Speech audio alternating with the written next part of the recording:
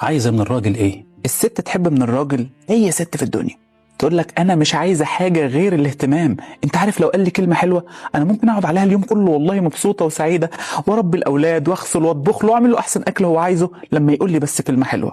تحب انك تهتم بالتفاصيل بتاعتها، مثلا لو عندها خصله مثلا في شعرها مبينها لك وانت قلت لها اه جميل والله لبسك حلو وكل حاجه فيكي جميل، يعني انت ما شفتش مثلا الخصله دي. الست تحب التفاصيل وانك تهتم بالتفاصيل.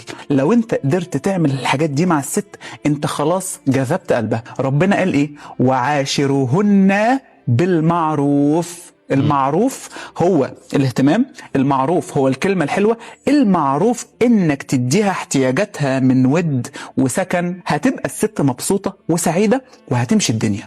غير كده تبخل عليها، تقولهاش كلمة حلوة وتعطشها وتجوعها اهتمام ومشاعر، انت كده بتساعد في ان هي تفقد الشغف في العلاقة، تفقد الشغف في العلاقة. وهتبقى بتعمل لك الحاجة على فكرة وهي بتعملها تقضية واجب.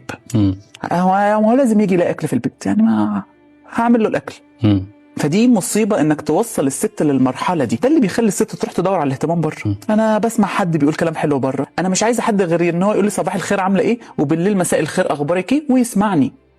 دي في دي برضه ان هي تتسمع.